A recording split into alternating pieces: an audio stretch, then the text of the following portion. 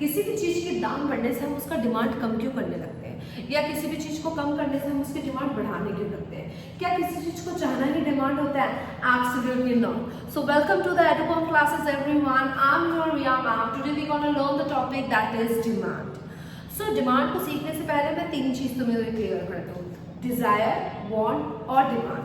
तो desire is a wish. मेरे मन है कि मैं मर्सिडीज खरीदूँ, ये मेरी विश है to have Mercedes. Now what is the want? Want means we have some specific desire. Suppose I want to buy a phone. मुझे फ़ोन खरीदना है, पर मैं अपने चाहत को और स्पेसिफाई कर रही हूँ ये बोल करके कि मुझे आईफोन खरीदना है, और मैं उस समय नहीं भी खरीद सकती हूँ। मैं सोच रही हूँ खरीदने का, मैं अभी नहीं खरीद रही हूँ, मैं बाद में भी खरीद रही हूँ। तो वो मेरी क्या है? वॉन्ट है। वो वॉन्ट मेरी डिमांड तभी बन सकती है जब मेरे पास मेरी इच्छा भी हो, मेरे पास एबिलिटी हो कि मैं उसे खरीद सकती हूँ उसी दाम पे जो शॉपकीपर बोलेगा, और उसी समय पे मैं खरीदने के लिए रेडी हूँ, तभी जाकर के वो मेरा डिमांड कहलाएगा। तो डिज़ायर क्या है? विश। वांट क्या है? Specific desire. और वांट तभी डिमांड बन सकता है जब मैं विलिंगली, एबिलिटी हो मेरे अंदर और हर डिफरेंट पॉसिबल प्राइसेस में मैं उसे खरीद सकूं, तभी वो मेरा क्या कहलाएगा? डिमांड कहलाएगा। तो आज हम इस टॉपिक को, इस चैप्टर को पढ़ते वक्त आपको सारी चीज़ें जो भी समझनी है वो कंज्यूमर्स के पॉइंट ऑफ व्यू से समझनी है। अब कोई भी चीज़ का हम डिमांड क्यों करते हैं, हम कोई भी चीज़ क्यों खरीदते हैं? क्योंकि उसे खरीद के हमें कहीं ना कहीं सेटिस्फैक्शन मिलता है, राइट? तो हमारा जो सेटिस्फैक्शन है, हम अपने सेटिस्फैक्शन को पूरा करते हैं उस चीज़ को खरीद के। तो डिमांड होता क्या है? तो demand is the quantity of a commodity that a consumer is willing and able to buy at each possible prices during a given period of time. तो यहाँ पे कीवर्ड्स क्या है? यहाँ पे कंज्यूमर इज विलिंग सिर्फ डिमांड होने से नहीं होगा। डिमांड तभी पूरा होता है जब तुम्हारी इच्छा होती है उसको खरीदने की, ठीक है? और एबिलिटी टू बाय, और तुम्हारे पास खरीदने की एबिलिटी भी होनी चाहिए। सिर्फ इच्छा है पर एबिलिटी नहीं है तो भी नहीं चलेगा। जैसे मेरी इच्छा है कि मैं मर्सिडीज खरीदूं, पर मैं उतनी एबल नहीं हूँ, अभी मेरे पास उतनी एबिलिटी नहीं है खरीदने की, तो मैं नहीं खरीद सकती मर्सिडीज। तो वो मेरी वांट नहीं है, तो वो मेरी सिर्फ इच्छा है, मेरी डिजायर है, और मर्सिडीज ही खरीदूं ये मेरी वांट है, पर वो मेरी डिमांड नहीं बन पा रही है। वो कब डिमांड बनेगी? जब मेरी इच्छा होगी, मेरी विलिंगनेस होगी एंड एबल टू पे, और मेरी एबिलिटी भी होगी कि मैं उसे पे कर सकूं एट ईच पॉसिबल प्राइसेस, जो भी उसका दाम लिया जाए, at during a given period of time, उस समय के दौरान मुझसे जो भी पॉसिबल प्राइसेस मांगा जाएगा और मेरे खरीदने की विलिंगनेस भी है, मैं उसे इच्छा भी है और मैं खरीदने के लिए पे भी कर सकती हूँ, तभी वो मेरी डिमांड बनेगी। अब जैसे सपोज समझ लो, अभी के लिए तो मर्सिडीज को ख्वाब भूल जाते हैं क्योंकि मर्सिडीज को खरीदना मेरे लिए पॉसिबल नहीं है, तो वो मेरी डिजायर ही है। चलो समझती हूँ आईफोन, ठीक है? आईफोन मेरी विलिंगनेस है, मेरी इच्छा है खरीदने की आईफोन, एबिलिटी है कि मैं आईफोन खरीद सकती हूँ, जो भी प्राइसेस मुझे वो बोलेंगे शॉपकीपर्स, मैं उस प्राइस में उस समय पे मैं खरीदूंगी, तब जाकर के वो मेरा क्या बन जाएगा? तो जाकर के मेरा बन जाएगा डिमांड, ठीक है? देखो मैं पहला टाइप आपको बताती हूँ डिमांड का, जो है इंडिविजुअल डिमांड, ठीक है? इंडिविजुअल डिमांड, इस नाम से ही समझ में आ रहा है क्या है इसका मतलब? इंडिविजुअल मतलब सिंगल कंज्यूमर का, मतलब इंडिविजुअल कंज्यूमर का। तो इंडिविजुअल कंज्यूमर का जो डिमांड होता है उसको हम लोग क्या बोलते हैं? Individual demand. मैम थोड़ा इलैबोरेट करके समझाइएगा। ऑब्वियसली सपोज जब मैं डिमांड को बात कर रही हूँ, या कोई भी इंसान जब किसी भी डिमांड में बात करता है तो वो किसके रिस्पेक्ट में बात करते हैं? प्राइस का। तो सपोज प्राइस है ऑफ गुड एक्स, ठीक है? और क्वांटिटी डिमांड है उसी गुड्स का, मैं क्या करूंगी? ऑफ गुड एक्स, ठीक है? अभी अगर मैं बोलूं कि 1 रुपए समझ लो उस गुड्स का दाम था, तब मैंने क्वांटिटी डिमांडेड किया था 5 यूनिट्स, ठीक है? ये यूनिट्स में मेजर करते हैं अपने कि क्वांटिटी डिमांडेड क्या था मेरा? 5 यूनिट्स था।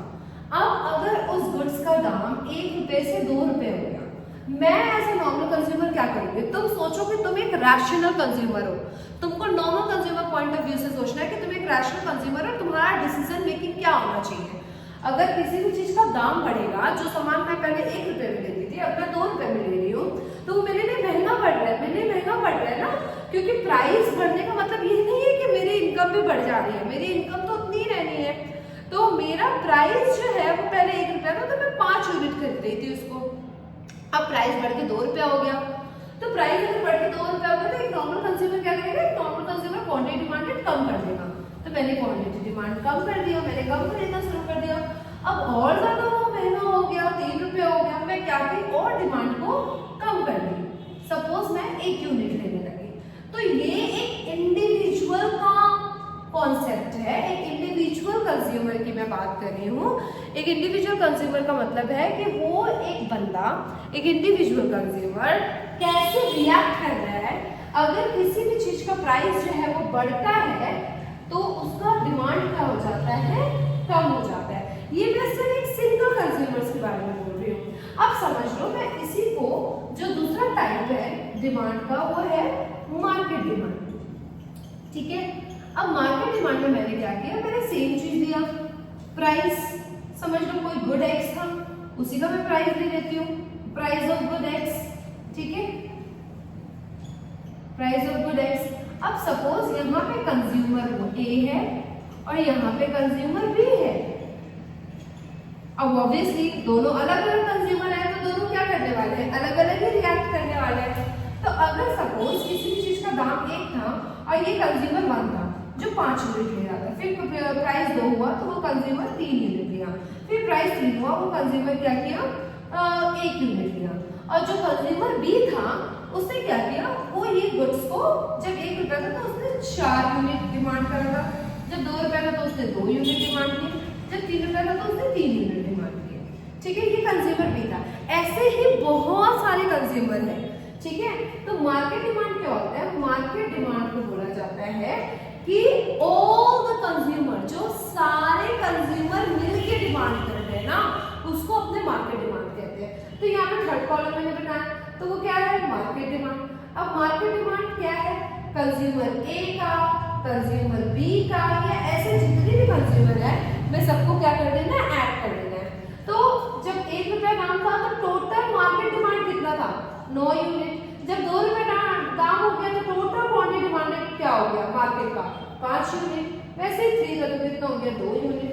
तो इससे हमें क्या पता चल रहा है, पहला चीज, जब इंडिविजुअल डिमांड मतलब जो एक कंज्यूमर डिमांड कर रहा है, सिर्फ एक, मार्केट डिमांड मतलब जो सारे कंज्यूमर मार्केट में मिल करके डिमांड कर रहे हैं, उसको हम लोग मार्केट कंज्यूमर कहते हैं, ठीक है। और एक चीज हम लोग क्या बोल सकते हैं, market demand is the horizontal summation of individual demand. आप देखो आपने क्या किया, इसको हॉरिजॉन्टली ऐड किया ना, समेशन का मतलब क्या होता है, ऐड। आपने इसको हॉरिजॉन्टली ऐड किया, 5 + 4 यूनिट जो बन गया क्या, 9 यूनिट। तो आप इसको क्या कर रहे हो, हॉरिजॉन्टली समेशन कर रहे हो, ऐड ऑन कर रहे हो। तो इसलिए बोला जाता है कि market demand is the horizontal summation of individual demand, ठीक है। तो ये इंडिविजुअल डिमांड हो गई, ये मार्केट डिमांड हो गया।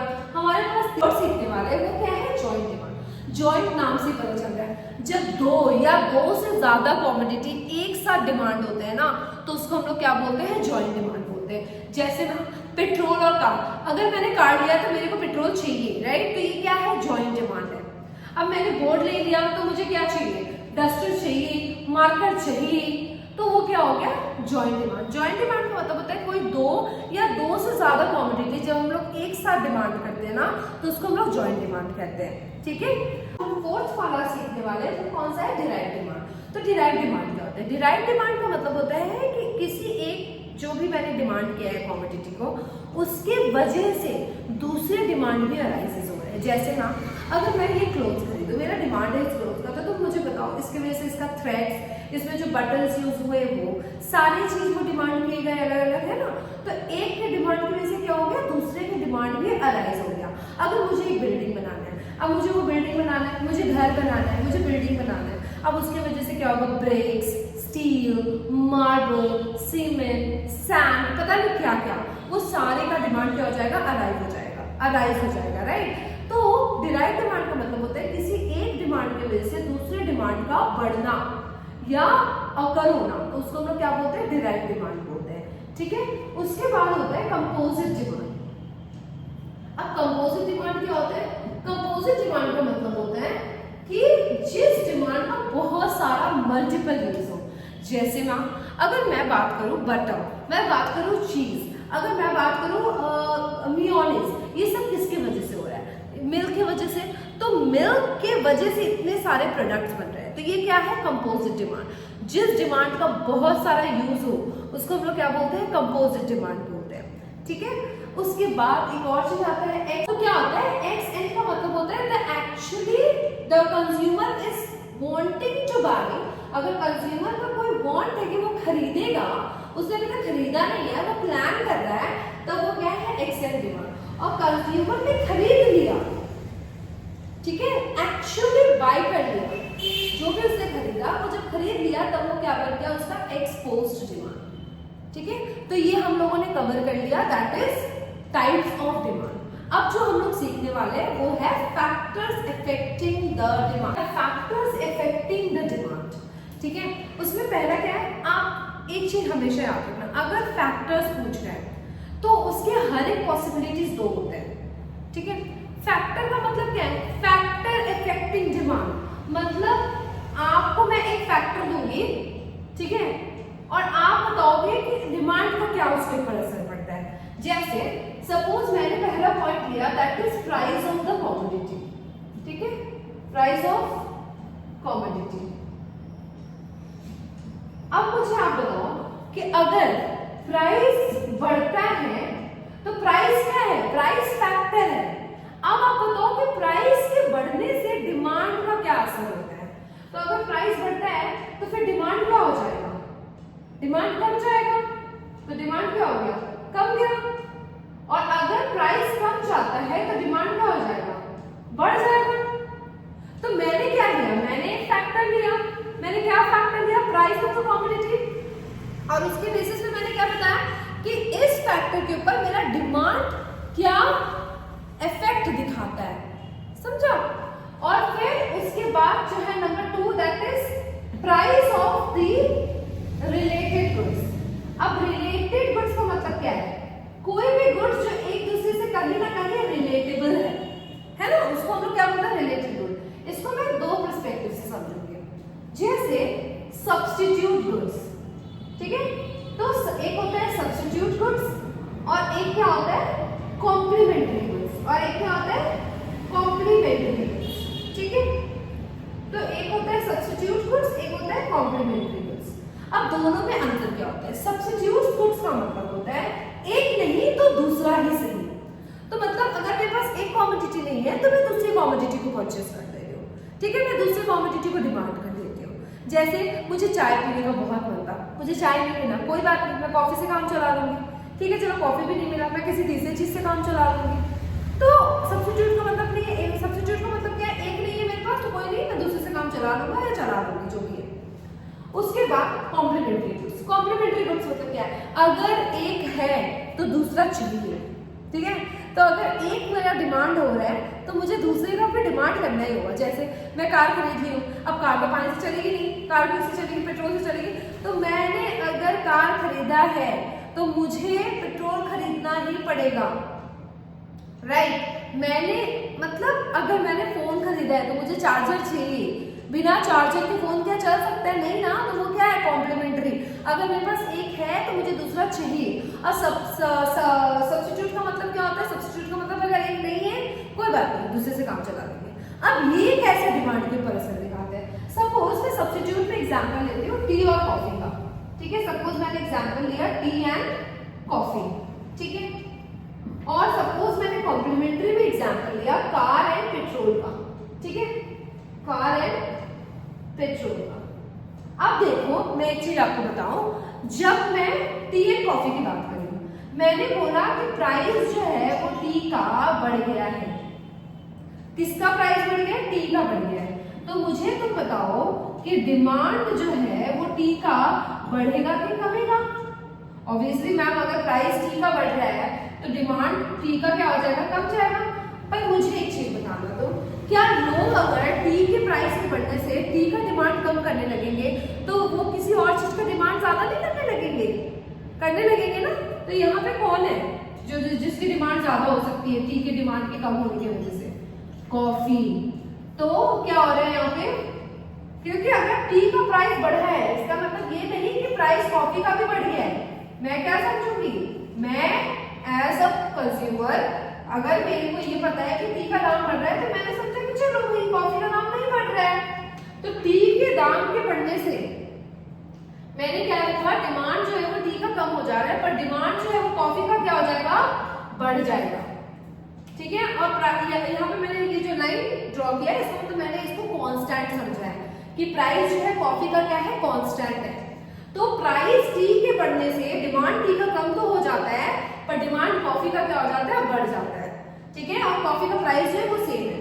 अब मुझे बताओ, क्योंकि हमारा टॉपिक क्या था, रिलेटेड गुड्स, मुझे यहाँ पे रिलेशन दिखाना होगा किसका, प्राइस टी के बढ़ने पे डिमांड कॉफी का क्या हो रहा है। मुझे क्या दिख रहा है यहाँ पे, इन दोनों के बीच में कैसा रिलेशन है, पॉजिटिव रिलेशन है। इन दोनों के बीच में कैसा रिलेशन है, पॉजिटिव रिलेशन है। क्यों?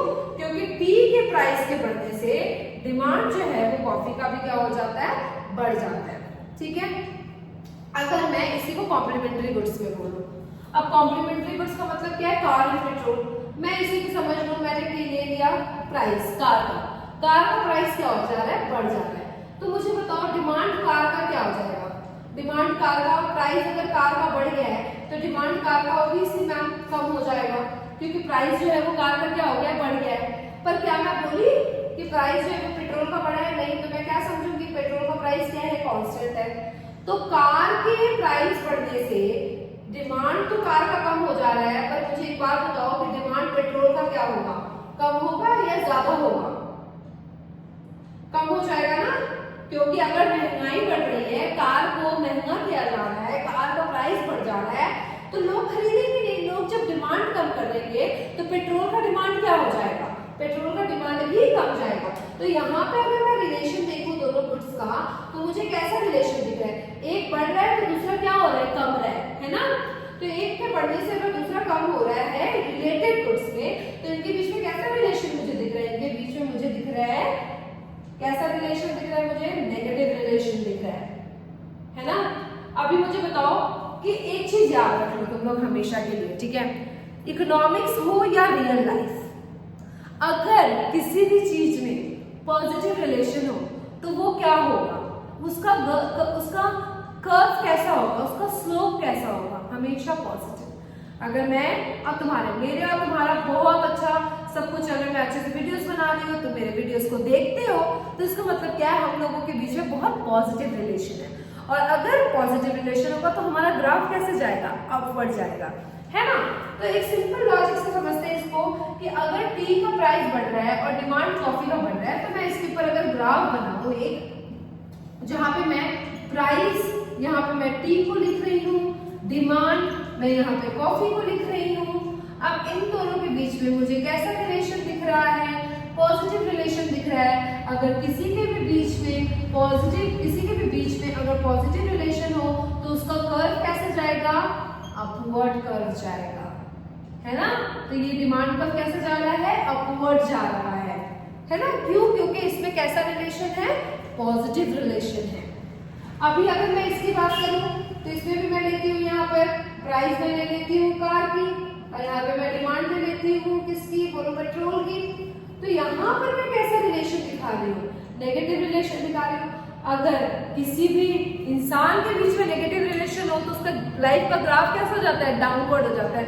उसी तरीके से अगर किसी भी दो चीज के बीच में नेगेटिव रिलेशन है तो उसकी ग्राफ कैसे हो जाएगी, डाउनवर्ड। तो मैं यहाँ पर डाउनवर्ड ग्राफ कर देती हूँ, तो ये मेरी क्या हो गई, डाउनवर्ड ग्राफ। ठीक है, तो डाउनवर्ड स्लोप। तो सब्स्टिट्यूट्स के डिमांड कर्व कैसे होंगे, अपवर्ड, और कॉम्प्लीमेंट्री के डिमांड कर्व कैसे होंगे, डाउनवर्ड। ठीक है, अभी हम लोग इसके बाद पढ़ते हैं जो कि है इनकम ऑफ द कंज्यूमर्स। ठीक है, जो थर्ड कंपोनेंट है हमारा। तो हमारा थर्ड कंपोनेंट में यहीं पे लिख देती हूँ, यहाँ पे स्पेस है। तो इनकम ऑफ द कंज्यूमर्स। अब मुझे पता इसमें 3 तरीके के गुड्स होंगे, ठीक है। एक होगा नॉर्मल गुड्स, एक होगा इंफीरियर गुड्स और एक होगा इनएक्सपेंसिव गुड्स,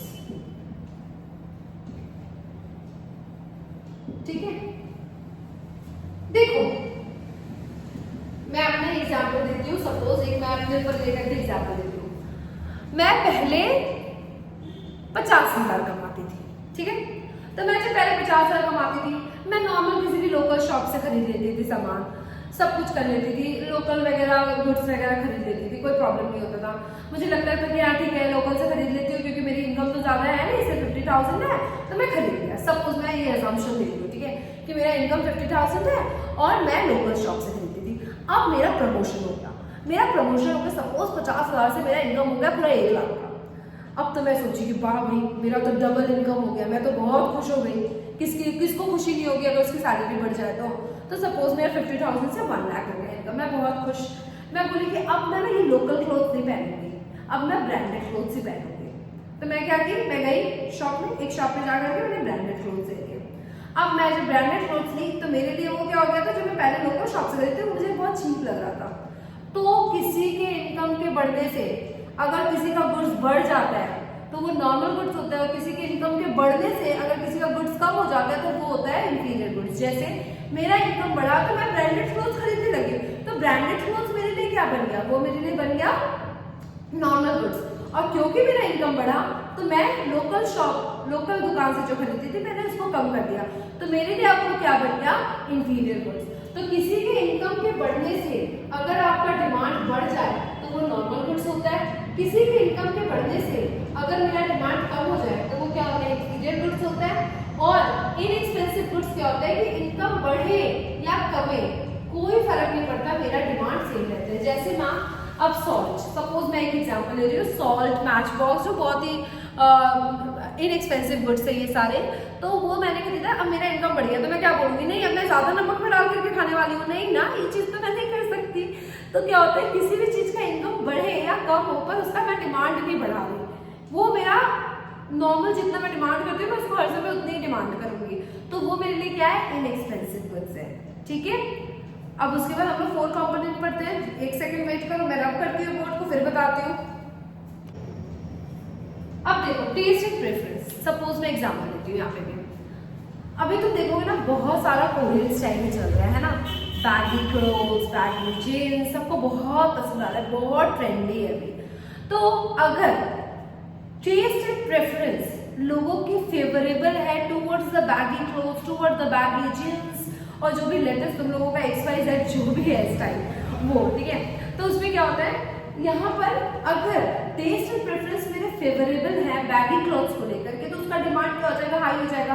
पर उसी जगह पे मैं बात करूँ आउटडेटेड, वो आउटडेटेड वाला जो ड्रेसेस है अभी वो ट्रेंडी नहीं है, तो उसके डिमांड्स क्या हो जा रहे हैं, अनफेवरेबल हो जा रहे हैं। क्यों अनफेवरेबल हो जा रहे हैं, क्योंकि लोगों को वो पसंद नहीं आता। तो अगर टेस्ट एंड प्रेफरेंसेस फेवरेबल है तो डिमांड क्या हो जाता है, उसका बढ़ जाता है। और अगर वही टेस्ट एंड प्रेफरेंसेस क्या है, अनफेवरेबल है, तो उसकी डिमांड क्या हो जाती है, कम हो जाती है। वो किसी भी चीज को लेकर के हो सकती है, ठीक है। Next that is expectation about future prices. जो क्या है, एक्सपेक्टेशन अबाउट फ्यूचर प्राइसेस। तो एक्सपेक्टेशन अबाउट फ्यूचर प्राइसेस, तो मुझे बताना कि अगर आज प्राइस किसी भी चीज का प्रेजेंट में बढ़ जाता है तो मेरा डिमांड क्या हो जाएगा, प्रेजेंट में कम जाएगा। क्यों, क्योंकि मैं ये सोचूंगी कि हो सकता है कि इसका प्राइस जो है वो फ्यूचर में कम हो जाए, तो मैं क्या करूंगी, उसको फ्यूचर में डिमांड ज्यादा कर दूंगी, है ना। तो अगर वो है 6th component that is population. ये तो बहुत इजी है। अगर हमारे देश का पॉपुलेशन बढ़ेगा तो ऑब्वियसली डिमांड क्या होता है, उसको बढ़ जाना है। अगर हमारे देश का पॉपुलेशन कमेगा तो डिमांड भी क्या हो जाना है, कम हो जाना है। तो पॉपुलेशन को हम लोग डिमांड के रिस्पेक्ट में देखें कि क्या असर पड़ता है। उसके बाद जो 7th कंपोनेंट है वो है हमारा डिस्ट्रीब्यूशन ऑफ इनकम।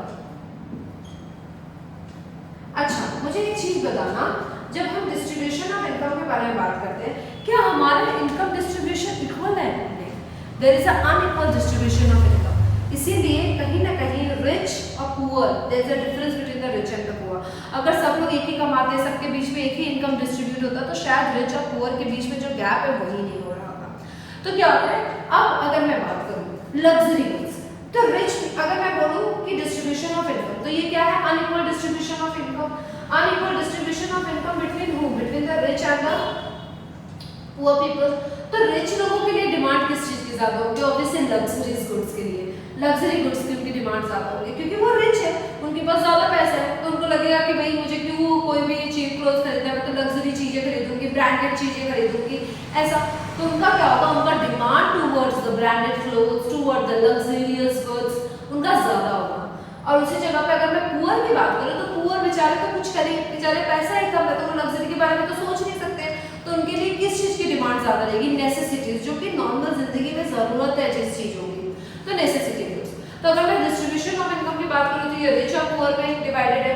इसकी डिमांड किसके लिए ज्यादा होगी? लग्जरी गुड्स के लिए ज्यादा होगी। और इनकी डिमांड किसके लिए ज्यादा होगी? नेसेसिटी गुड्स के लिए ज्यादा होगी, है ना। उसके बाद नेक्स्ट क्लाइमेट फैक्टर। तो अगर मैं नंबर 7 देखूं, तो नंबर 7 कंपोनेंट्स क्या होगा? That is climate factor.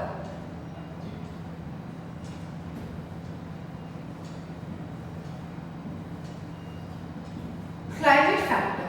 तो अभी क्लाइमेट फैक्टर क्या होता है? सी, क्लाइमेट फैक्टर का मतलब है कि अगर मैं क्लाइमेट की बात करूं, तो वहां पे समर सीजन है, विंटर सीजन है ना। सपोज मैं इसको भी दो पार्ट में डिवाइड करती हूँ, एक सीजन के हिसाब से, एक समर सीजन के हिसाब से और एक मैं विंटर सीजन के हिसाब से करती हूँ। अब मुझे एक चीज बताना, अगर मैं एसी वगैरह की बात करूँ, एसी, रेफ्रिजरेटर वगैरह की बात करूँ, तो इसकी डिमांड समर में क्या होगी? ज्यादा होगी। पर अगर मैं सेम चीजों की बात करूं, उसकी डिमांड विंटर में क्या होगी? कम हो जाएगी, है ना।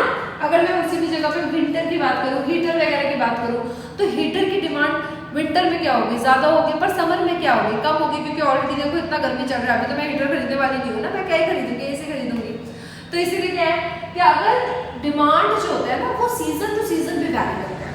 अगर समर सीजन में हो सकता है उस चीज का डिमांड बहुत ज्यादा, जैसे अभी समर सीजन है, आइसक्रीम लोग बहुत खाते हैं, विंटर में भी खाते हैं, पर समर में बहुत ज्यादा खाते हैं आइसक्रीम, क्योंकि गर्मी लगता है, तो लोगों को लगता है कि वो खा करके रिलीफ मिलेगा उन्हें, तो वो ज्यादा कंज्यूम करता है आइसक्रीम, तो उसकी डिमांड क्या हो जाती है? बढ़ जाती है। तो समर सीजन में आइसक्रीम की डिमांड बढ़ जाती है, पर विंटर सीजन में आइसक्रीम की डिमांड बहुत कम रहती है, क्योंकि ऑलरेडी लोगों को कफ, कोल्ड ये सब हुआ रहता है, तो लोग ज्यादा आइसक्रीम वगैरह खाना पसंद नहीं करते, है ना। तो इस तरीके से क्लाइमेट क्या कर रहा है? क्लाइमेट फैक्टर भी डिमांड को क्या करता है? इफेक्ट करता है ना। एक फैक्टर है, वो क्या है? गवर्नमेंट पॉलिसीज, ठीक है। अब गवर्नमेंट का पॉलिसी रहता है कुछ, गवर्नमेंट का पॉलिसी समझ लो, मैं टैक्स वगैरह को लेकर के बताती हूँ। अगर टैक्स आज बढ़ जाए तो डिमांड कम जाएगा या बढ़ जाएगा? बोलो। टैक्स बढ़ गया मतलब महंगा पड़ गया लोगों को, महंगा पड़ने लगा लोगों को, मतलब लोग क्या करेंगे? डिमांड को कम कर देंगे। और अगर वहीं पे टैक्स कम जाएगा, कितना अच्छा हो जाएगा, भाई मुझे तो सस्ता पड़ जाएगा, टैक्स कम हो गया, तो मैं डिमांड को क्या करती हूँ? बढ़ा दूंगी। अगर मैं टैक्स के, जब मैं गवर्नमेंट की पॉलिसी को टैक्स के वे में बताए, तो ये बिकम वेरी इजी। नाउ अगर मैं सब्सिडीज बोलूं, सब्सिडीज का मतलब क्या होता है? छूट। अगर गवर्नमेंट सब्सिडीज बढ़ा दे, तो फिर मेरा डिमांड क्या हो जाएगा? और बढ़ जाएगा, क्योंकि मुझे वो सब्सिडीज में तो छूट मिल रहा है, तो I will be more happy, तो मैं डिमांड क्या कर दूंगी? बढ़ा दूंगी। अगर उसी तरीके से सब्सिडीज को अगर कम कर दिया जाए, तो मैं डिमांड क्या कर दूंगी? कम कर दूंगी। तो this was all about the factors of demand. जैसे पहला 5 कंपोनेंट हम लोगों ने पढ़ा, price of the commodity, then हम लोगों ने पढ़ा price of the related goods, जिसमें सब्स्टिट्यूट्स आता है, कॉम्प्लीमेंट्री आता है, फिर हम लोगों ने पढ़ा normal income of the consumer, जिसमें हम लोगों ने normal goods, inferior goods, inexpensive goods को हम लोगों ने पढ़ा, फिर टेस्ट एंड प्रेफरेंसेस हम लोगों ने पढ़े, फिर expectation about the future prices. अगर क्वेश्चन आता है कि डिटरमिनेंट बताओ इंडिविजुअल डिमांड को, तो आप पहला 5 कंपोनेंट लिखोगे। अगर बोलेगा कि डिटरमिनेंट बताओ आप मार्केट डिमांड का, तो मार्केट डिमांड मतलब जो ओवरऑल इम्पैक्ट दे रहा है, जैसे मैं पॉपुलेशन में सबके बारे में बात करें, गवर्नमेंट पॉलिसी सबके लिए एप्लीकेबल है, क्लाइमेट फैक्टर सबके लिए है, तो वो सब क्या है?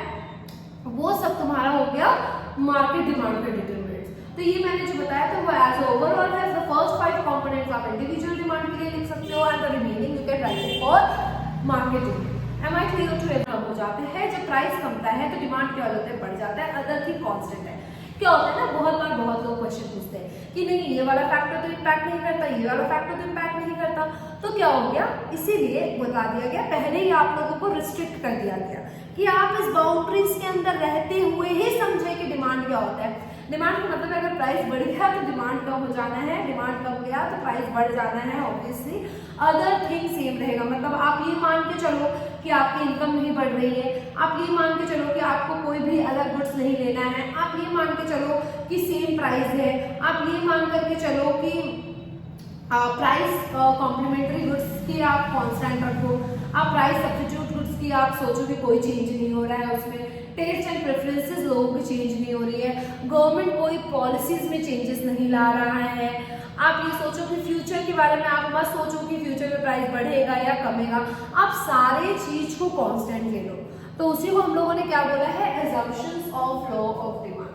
assumptions of law of demand क्या है, ये assumptions माना गया है कि ये assumption माना गया है law of demand का कि सारी चीजें कांस्टेंट रहेंगी सिर्फ प्राइस को छोड़कर, प्राइस ऑफ वन कमोडिटी को छोड़कर।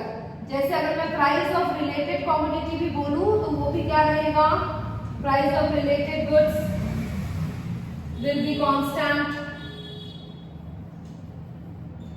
Income of the consumer, income जो है कंज्यूमर का वो भी क्या रहेगा, कांस्टेंट या same. Government, no change in government policy, कोई भी चेंज नहीं होगा गवर्नमेंट पॉलिसीज में, ठीक है। टेस्ट एंड प्रेफरेंसेस लोगों की चेंज नहीं हो रही है, taste and preferences remain unchanged.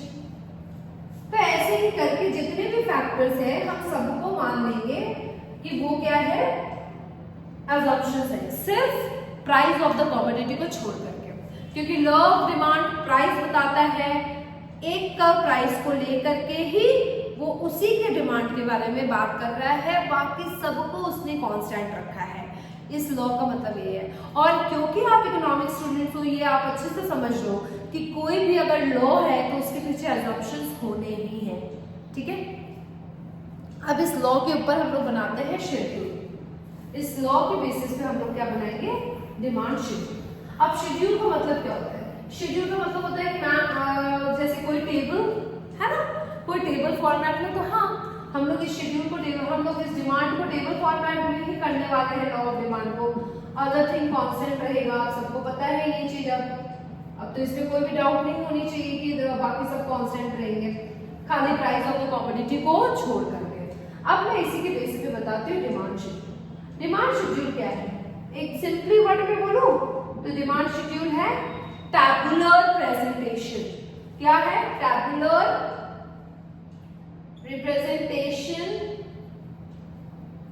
Of law of demand. मतलब लॉ ऑफ डिमांड का जो टैबुलर प्रेजेंटेशन है उसको हम लोग क्या बोलते हैं, डिमांड शेड्यूल। सपोज अगर मैं इसी चीज को जो मैंने अभी बोला उसी को अगर मैं टेबल के फॉर्मेट में दिखाऊं, सपोज मैंने यहाँ प्राइस दे दिया x का और यहाँ पे मैं क्वांटिटी डिमांडेड ले ली x का, तो अगर मैं बोली कि 10 रुपया दाम था तो मैंने 5 यूनिट डिमांड किए, अब उसका प्राइस जो है वो 20 रुपया हो गया, तो मैंने डिमांड क्या की 2 यूनिट। तो प्राइस के बढ़ने से मेरा डिमांड क्या हो गया, कम हो गया। तो मैंने यहाँ पे लॉ ऑफ डिमांड बताया, हाँ लॉ ऑफ डिमांड बताया, प्राइस के बढ़ने से डिमांड कम हो जाता है। अदर थिंग को मैंने कांस्टेंट रखा क्योंकि मैं अदर थिंग के बारे में तो बात नहीं कर रही हूँ। अब मैंने इसको किस प्रेजेंटेशन के फॉर्म में बताया है, टैबुलर प्रेजेंटेशन के फॉर्म में बताया। तो ये मेरा क्या है, डिमांड शेड्यूल।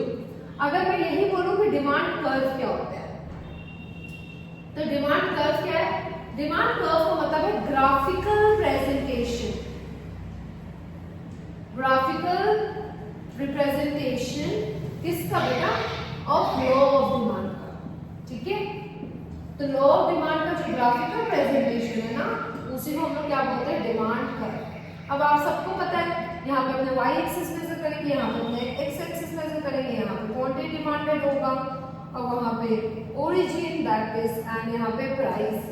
अब आप क्या देख पा रहे हो, सपोज मैं यहाँ पे प्राइस जो है हाईएस्ट क्या है 20 है, तो मैंने इसको मेजर कर लिया 10 20, यहाँ पे क्या है 5। तो मैंने यहाँ पे ले लिया 2 4 6। तो क्या है 10 रुपीज से प्राइस में कितना क्वांटिटी डिमांड हो रहा है 5, तो 10 रुपीज में कितना हो रहा है 5, तो 5 मेरा कहाँ आना है यहाँ बीच में, तो मैंने कर दिया। फिर मेरे 20 रुपए में कितनी डिमांड हो रही है 2, तो 20 रुपए यहाँ है, मेरे 2 कहाँ है यहाँ पे, तो मेरे को ये पॉइंट मिल रहा है राइट, तो मुझे ये पॉइंट मिल रहा है। अब मेरा यहाँ पे एक पॉइंट क्रिएट हुआ, यहाँ पर हुआ। अब मैं अगर इसको ज्वाइन कर दूं तो मेरा कर्व कैसा आ रहा है, मेरा कर्व डाउनवर्ड आ रहा है। तो डिमांड कर्व हमेशा क्या होगा डाउनवर्ड होगा। रीजन क्या है डाउनवर्ड स्लोप होने का, because of the inverse relation, because of the inverse relationship या नेगेटिव, आप ये भी बोल सकते हो या तो नेगेटिव रिलेशन। नेगेटिव रिलेशन किसका, प्राइस और क्वांटिटी डिमांड का या डिमांड का। तो प्राइस और डिमांड के बीच में इनवर्स और नेगेटिव रिलेशन है, जिसकी वजह से ये कौन सा स्लोप होता है, डाउनवर्ड स्लोप कर्व होता है right, downward slope of. Why does the demand curve slopes downward, मतलब डिमांड कर्व डाउनवर्ड हो रहा है, इसके पीछे क्या क्या कारण हो सकता है। तो सबसे पहला कारण है law of diminishing marginal utility. अब मैम मार्जिनल यूटिलिटी का मतलब क्या है ना, तो डिमिनिशिंग मार्जिनल यूटिलिटी। आप लोग ये सोच रहे हो कि मार्जिनल का वर्ड का मतलब क्या है, देखो मैं एक चीज सिंपली बताती हूँ। मार्जिनल का मतलब होता है चेंज, ठीक है, और यूटिलिटी का मतलब होता है सैटिस्फाइंग पावर। तो हमारा क्या, किसी भी चीज को खा करके सेटिस्फैक्शन पावर हमेशा सेम रहता है क्या, नहीं। अब हमेशा मैंने आपको बताया कि लॉ है मतलब असम्पशंस रहना है कोई भी चीज हो, तो यहाँ पे अभी कौन सा आ गया law, law of diminishing marginal utility. अब law of diminishing marginal utility क्या होता है, law of diminishing marginal utility बोलता है कि अगर आप कंजम्पशन कर रहे हो तो आप कंटिन्यूअसली कंज्यूम कर रहे हो और आप same flavour, same size, same standard maintain कर रहे हो, आप कोई भी उसमें चेंजेस नहीं ला रहे हो। अब मुझे बोला गया कि मैम आप ये आइसक्रीम खाओ, मैं बोली ठीक है भाई मैं खा लेती हूँ। मैंने आइसक्रीम खाया, मुझे तो बहुत सेटिस्फैक्शन मिला, इतनी गर्मी है आइसक्रीम की ज़रूरत है, तो मुझे आइसक्रीम खा के बहुत सेटिस्फैक्शन मिला। फिर मुझे बोला कि मैम आप दूसरा आइसक्रीम भी खाओ, और सेम फ्लेवर मुझे दिया, सेम खाने को बोला, सेम स्टैंडर्ड है, same quantity, same flavour, same taste, और तुरंत मुझे खाने के लिए बोला गया। तो मुझे पहला वाला खा के तो बहुत अच्छा लगा, पर दूसरा वाला खा के मुझे सच बताओ नहीं अच्छा लगा, तो क्योंकि पहले खा करके जितना मजा आता है ना उतना दूसरे में नहीं आता। मेरा सेटिस्फैक्शन क्या हो गया, कम हो गया। रीजन क्या है कम होने का सेटिस्फैक्शन, क्योंकि मैं और एक खा लूँ, मुझे तीसरा खिलाएगा, मैं और एक खा, मेरा सेटिस्फैक्शन क्या हो गया और कम हो गया, और एक खाए, सेटिस्फैक्शन क्या हो गया और कम हो गया, और खाए। अब एकदम मन नहीं कर रहा था, मुझे लगा था फेंक दो, मेरे सामने मत लाओ, मुझे बिल्कुल ही नहीं खाना। तो ये क्या होता है, ये law of diminishing marginal utility बोलता है कि आप कंटिन्यूअसली कंज्यूम कर रहे हो उस कमोडिटी को, सेम स्टैंडर्ड आप जो भी आप क्वांटिटी क्वालिटी जो भी आप कंज्यूम कर रहे हो, सेम चीज खा रहे हो। तो क्या होगा, अगर हम एक ही बार में एक ही टाइम पे बहुत ज्यादा एक ही चीज खाएंगे, तो हो सकता है पहली बार खा के मुझे जितना सेटिस्फैक्शन मिला, मुझे बाद में उतना सेटिस्फैक्शन नहीं मिलेगा। तो मेरा ज्यादा क्वांटिटी की वजह से मेरा सेटिस्फैक्शन क्या हो गया, कम हो गया, है ना। तो अगर ज्यादा किसी चीज को खाने की वजह से मेरा सेटिस्फैक्शन कम हो जाए, तो इन दोनों के बीच में कैसा रिलेशन है, नेगेटिव रिलेशन है राइट। क्योंकि मैं जब एक चीज को मैं ज्यादा से ज्यादा खा रही हूँ तो मेरा सेटिस्फैक्शन क्या हो रहा है, और कम से कम हो जा रहा है। तो इसमें कैसा रिलेशन मिल रहा है, नेगेटिव रिलेशन मिल रहा है। और डाउनवर्ड होने के पीछे कैसा रिलेशन होना चाहिए, नेगेटिव रिलेशन होना चाहिए। तो क्या ये एक रीजन हो सकता है डाउनवर्ड होने का, एब्सोल्युटली हो सकता है। क्यों, क्योंकि जैसे जैसे ज्यादा खा रहे हैं सेटिस्फैक्शन वैसे वैसे कम हो जा रहा है, तो दोनों में कैसा रिलेशन है, नेगेटिव रिलेशन है। तो this is the reason behind the demand curve जो नेगेटिव होता है। Second thing, income effect. अब आप जब इनकम इफेक्ट की मैं यहाँ पे बात कर रही हूँ ना, तो आप इनकम इफेक्ट को समझना कि आप रियल इनकम के बारे में बात कर रहे हो। दो तरीके की इनकम होती है, एक मनी इनकम होती है जो मॉनिटरी यूनिट्स के बेसिस पे हम लोग जज करते हैं, और एक होती है रियल इनकम। रियल इनकम का मतलब होता है आपको परचेजिंग पावर। अब आप मुझे बताना कि अगर किसी भी चीज का प्राइस बढ़ जाए, ठीक है, मैं क्या बोली, अगर किसी भी चीज का प्राइस बढ़ जाए तो मेरी परचेजिंग पावर क्या हो जाएगी, खरीदने की क्षमता क्या हो जाएगी, कम हो जाएगी कि ज्यादा हो जाएगी। ऑब्वियसली कम हो जाएगी ना, क्योंकि अगर किसी भी चीज का प्राइस बढ़ रहा है मतलब अब मेरी क्षमता उतनी नहीं है खरीदने की, मेरी परचेसिंग पावर क्या हो गई, कम हो गई। मैं इस परचेसिंग पावर को ही क्या बोलूंगी, रियल इनकम। तो मेरी रियल इनकम क्या हो जा रही है, कम हो जा रही है। तो प्राइस के बढ़ने से मेरी रियल इनकम कम हो जा रही है, जिसकी वजह से मेरा डिमांड भी क्या हो जा रहा है, कम हो जा रहा है। तो फिर से प्राइस के बढ़ने से रियल इनकम की वजह से डिमांड भी क्या हो गया, कम हो गया। अभी हम दोनों को कैसा रिलेशन दिख रहा है, नेगेटिव रिलेशन दिख रहा है ना। तो क्या ये फिर से डाउनवर्ड स्लोप का रीजन हो सकता है, हाँ हो सकता है। सब्स्टिट्यूट गुड्स, अब मैं सब्स्टिट्यूट गुड्स के बारे में बात करूं। अब मैं बोलूं कि प्राइस जो है वो टी का क्या हो जा रहा है, बढ़ जाता है, तो डिमांड मेरा कॉफी का क्या हो जाएगा। अगर मेरा प्राइस टी का बढ़ रहा है तो डिमांड मेरा कॉफी का क्या हो जाएगा, बढ़ जाएगा, क्योंकि अभी हम लोगों ने थोड़ा देर पहले सीखा। पर मेरा वहीं पे जो डिमांड है वो टी का क्या हो जाएगा, कम हो जाएगा ना, क्योंकि प्राइस मेरा टी का बढ़ रहा है तो मेरा डिमांड टी का क्या हो जा रहा है, कम हो जा रहा है। किसके वजह से, क्योंकि कॉफी अवेलेबल है मार्केट में। तो फिर से टी का डिमांड के साथ रिलेशन नेगेटिव तो दिख रहा है, पर इस नेगेटिव के पीछे रीजन क्या है, सब्स्टिट्यूट गुड्स। तो अगेन ये क्या है, स्लोप डाउनवर्ड का कंज्यूमर। अगर किसी भी चीज का दाम कम हो जाए तो मतलब क्या, कंज्यूमर ज्यादा अफोर्ड कर सकता है खरीदना, है ना। तो कंज्यूमर क्या करेगा, ज्यादा अफोर्ड कर पाएगा खरीदना, कंज्यूमर अफोर्ड मोर। अगर कंज्यूमर ज्यादा अफोर्ड कर पाएगा तो डिमांड क्या हो जाएगा, बढ़ जाएगा कि कम जाएगा, डिमांड बढ़ जाएगा। तो फिर से हम दोनों को क्या रिलेशन दिख रहा है, नेगेटिव रिलेशन दिख रहा है। तो साइज ऑफ द कंज्यूमर का मतलब क्या है, किसी भी चीज का दाम बढ़ता है तो कंज्यूमर ज्यादा अफोर्ड कर पाता है, जिसकी वजह से वो डिमांड क्या करता है, बढ़ा देता है। तो फिर से ये रीजन क्या हो गया, स्लोप्स डाउनवर्ड का कारण हो गया, है ना। और उसके बाद जो लास्ट है दैट इज सेवरल यूजेस। अब मुझे एक बात बताओ, अगर कोई भी चीज का दाम जो है वो कम हो रहा है तो मतलब क्या है, ऑल्टरनेटिव जो यूजेस है या जो भी हम यूज कर रहे हैं, ऑल्टरनेटिव यूज जो हम कर रहे हैं, जैसे अगर मैं बात करूं कि मिल्क का दाम कम हो जा रहा है तो मेरा ऑल्टरनेटिव यूज जैसे बटर, चीज, मेयोनीज, इसका मेरा क्या हो जाएगा, ज्यादा यूज होने लगेगा।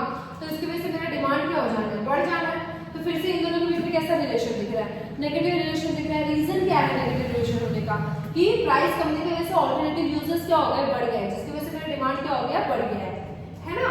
तो फिर से ये कैसा रिलेशन दिख रहा है, नेगेटिव रिलेशन दिख रहा है। तो ये भी एक रीजन है क्या, डाउनवर्ड स्लोप होने का कारण। तो पहला क्या है, law of diminishing marginal utility. ये लॉ बोलता है कि आप जो भी कंज्यूम कर रहे हो, आप कंटिन्यूअसली कंज्यूम कर रहे हो, एक ही क्वांटिटी कंज्यूम कर रहे हो, तो उससे क्या होता है, फिर से हम लोगों को ये नेगेटिव रिलेशन दिख रहा है कि ज्यादा से ज्यादा कमोडिटी परचेज करने पे मेरा सेटिस्फैक्शन क्या हो जा रहा है, कम हो जा रहा है। तो मेरे को ये नेगेटिव रिलेशन शो किया। ऐसे ही हम लोगों ने सारी चीजें समझी। तो ये 5 रीजन है for the slopes downward, that the demand curve slopes downward. So these are the reason behind that the demand curve slopes downward. Okay? एक चीज को अच्छे से याद रखना, जब भी हम लोग movement along the demand curve के बारे में बात करेंगे तो अदर थिंग हम लोग क्या लेंगे, कांस्टेंट लेंगे। अब मैं इसको दो पार्ट में तुम्हें समझाती हूँ। वन इज एक्सपेंशन या एक्सटेंशन, कुछ भी बोलो, एक्सपेंशन ऑफ क्वांटिटी डिमांडेड, ठीक है। और एक है कॉन्ट्रैक्शन इन क्वांटिटी डिमांडेड। देखो मीनिंग बाद में पढ़ते हैं, सबसे पहले हम लोग टेबल से पढ़ते हैं। क्या है टेबल, यहाँ पे देखो मैं जो बोल रही हूँ, क्या है, movement along the demand curve. Movement along the demand curve is divided, it has 2 types, expansion in quantity demanded and contraction in quantity demanded. जब भी आप मूवमेंट पढ़ोगे तो आप अदर थिंग को क्या करोगे, कांस्टेंट रखोगे, ठीक है। अदर थिंग को कांस्टेंट रखते हुए मैं समझती हूँ यहाँ पर एक चीज, मैं पहले शेड्यूल ही बनाती हूँ, ठीक है। मैं पहले शेड्यूल बनाती हूँ, प्राइस और क्वांटिटी डिमांडेड। अब सपोज मैं उसके नीचे एक ग्राफ बना रही हूँ, जस्ट मैं लेबलिंग करके छोड़ देती हूँ, प्राइस और quantity demanded, X axis, Y axis, origin. मुझे एक चीज बताओ, तुम सबको पता है कि डिमांड कर्व क्या होता है, अभी तो और सीखने की बाकी नहीं है। तुम सबको पता है कि डिमांड कर्व क्या है, डाउनवर्ड होता है, राइट। अब सपोज मैंने यहाँ पे प्राइस क्या लिया है, 100 लिया है, मैं 100 रुपए के दाम पे 10 यूनिट खरीद रही हूँ। यहाँ पे क्या एक्सपैंड हो रहा है, बताओ मुझे, यहाँ पे क्या एक्सपैंड हो रहा है, क्वांटिटी डिमांडेड बढ़ रहा है, तो मैंने क्या किया, क्वांटिटी डिमांड बढ़ा दी। अब प्राइस के अगर हम डिमांड के साथ रिलेशन देखो तो क्वांटिटी डिमांडेड मुझे क्या दिख रहा है, बढ़ता हुआ दिख रहा है। तो प्राइस मेरा क्या होगा, कम होगा ना, क्योंकि प्राइस और डिमांड के बीच में कैसे अब सपोज मैं यहाँ पे मेजर करती हूँ 50, 100, यहाँ पे मेजर कर देती हूँ मैं 5, 10 और 50। तो मेरा 100 पे कितना है? 100 पे मेरा है 10। और अब मेरा देखो 80 पे मेरा क्या है? 15। तो मतलब मेरा प्राइस तो कम हो रहा है पर मेरा क्वांटिटी डिमांडेड क्या हो जा रहा है? बढ़ जा रहा है। यहाँ पे क्या है? Expansion in quantity demanded. क्या क्वांटिटी डिमांडेड एक्सपैंड हो रहा है? हाँ हो रहा है। क्वांटिटी डिमांडेड के एक्सपैंड होने से प्राइस क्या हो जा रहा है? कम हो जा रहा है। तो मेरा पहले पॉइंट कहाँ था? यहाँ तक। अब मेरा क्या हो रहा है? नीचे आ रहा है। तो ये मेरा क्या है? डिमांड कर्व है। तो ये किधर शिफ्ट, ये किधर मूव कर रहा है? ये डाउनवर्ड मूव कर रहा है। तो पहला इसका क्या हो गया? शेड्यूल मैंने बता दिया, दूसरा मैंने बता दिया ग्राफ, तीसरा मैं जो बता देती हूँ वो है कि इसमें मूवमेंट कैसे होता है? इसमें डाउनवर्ड मूवमेंट होता है। It is a downward movement along the demand curve, है ना। अब इसका मीनिंग क्या बन जाएगा? What is the meaning of it? Meaning क्या होगा? इसका मीनिंग ये होगा कि प्राइस अगर बढ़ता है, प्राइस अगर कम हो गया तो क्वांटिटी डिमांडेड बढ़ गया, बट अदर थिंग क्या है? सेम है। ठीक है। अगर मैं इसी को कॉन्ट्रैक्शन के सेंस में बात करती हूँ, अभी मैं कॉन्ट्रैक्शन में भी सेम चीज करने वाली हूँ। ठीक है। सपोज मैंने शेड्यूल बनाया, मैंने प्राइस लिया, मैंने क्वांटिटी डिमांडेड लिए, मैंने 100 लिया, यहाँ पे मैंने 10 लिया। यहाँ पे क्या हो रहा है? कॉन्ट्रैक्ट हो रहा है, राइट। कॉन्ट्रैक्ट मतलब क्या होता है? कम होना। मैंने कम कर दिया। और ऑब्वियसली जब क्वांटिटी डिमांडेड कम हो रहा है तो मतलब क्या हो रहा है? प्राइस तो बढ़ रहा होगा, क्योंकि अदर थिंग क्या है? अदर थिंग यहाँ पे कांस्टेंट है। मैं कोई भी एक फिगर ले ली, 120, तुम्हारा मन है 40 ले लो, 30 ले लो, जो भी कर लो। ठीक है। अब मैं देखती हूँ इसके बेसिस पे मेरा शेड्यूल ग्राफ क्या आता है। मैंने यहाँ पे 50 में से किया, तो मैंने यहाँ पे 100 किया था, मैंने यहाँ पे 5 किया था, यहाँ पे 10 किया था, यहाँ पे 15 किया था। मैं सेम चीजें करके कर रही हूँ। जब मेरा 100 प्राइस था तो मेरा क्वांटिटी डिमांड कितना था? 10। तो मेरा यहाँ पे आया ये पॉइंट। अब क्या हो गया? मेरा प्राइस बढ़ गया 120, मेरा क्वांटिटी डिमांड क्या हो गया? 5 हो गया। मतलब मेरा यहाँ पे कहीं आ रहा है, राइट। तो ये आ रहा है। तो अभी मेरा कर्व कैसा जा रहा है? मेरा इस पॉइंट से इस पॉइंट पे जा रहा है, राइट। तो ये कैसा मूवमेंट हो रहा है? तुम्हारा कॉन्ट्रैक्शन होने से, जब तुम क्वांटिटी डिमांडेड कॉन्ट्रैक्ट कर रहे हो तो उसकी वजह से मेरा प्राइस क्या हो जाता है? मेरा प्राइस बढ़ जाता है ना। अगर मेरा प्राइस बढ़ जाता है तो फिर उसकी वजह से क्या होता है? मेरा मूवमेंट क्या हो रहा है? अपवर्ड मूवमेंट हो रहा है। तो इसमें थर्ड पॉइंट क्या चला जाएगा? ये तो शेड्यूल फर्स्ट हो गया, डायग्राम जो हो गया, सेकंड हो गया। तो यहाँ पे क्या होगा? अपवर्ड मूवमेंट अलोंग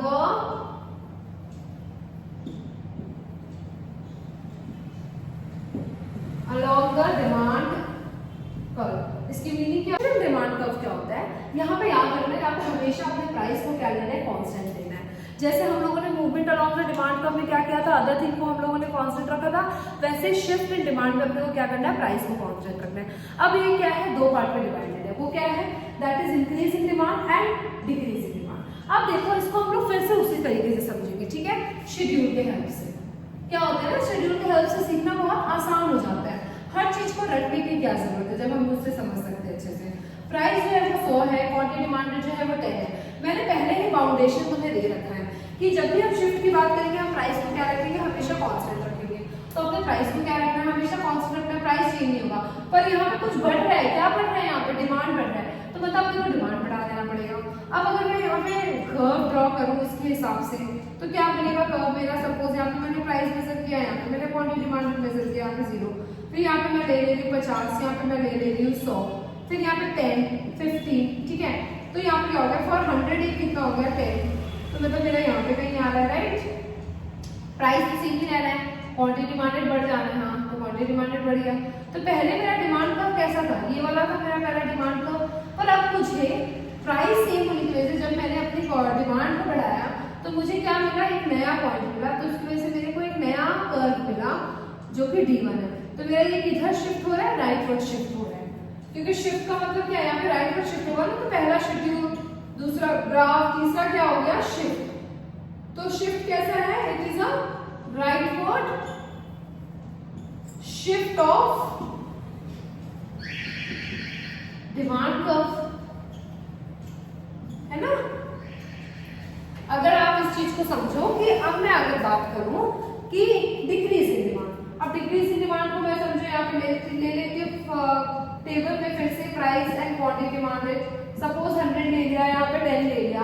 अब मुझे आप बताओ कि प्राइस तो सेम ही रहना है तो ये 100 ही रहेगा। अब क्वांटिटी डिमांडेड क्या हो जाएगा? कम हो जाएगा। तो मैंने समझ लो 5 ले लिया। अब मैं उसी को शेड्यूल में डालती हूँ, मैं उसी को कर्व में डालती हूँ, देखती हूँ क्या होता है। यहाँ पे मैंने प्राइस लिया, यहाँ पे मैंने क्वांटिटी डिमांडेड लिया, यहाँ पे मैं ओरिजिन ले रही हूँ, यहाँ पे मैं वाई एक्सेस, यहाँ पे मैं एक्स एक्सेस, यहाँ पे मैंने 50 मेजर किया, यहाँ पे मैंने 100 मेजर किया, यहाँ पे मैं 10, यहाँ पे मैं 50 मेजर कर लिया। मुझे आप बताओ कि 100 पे मैंने कितना लिया था? 100 पे मैंने 10 लिया था, 100 पे मैंने 10 लिया था, तो मतलब मेरा यहाँ पे कहीं आ रहा है, राइट? ये मेरा पॉइंट बन रहा है।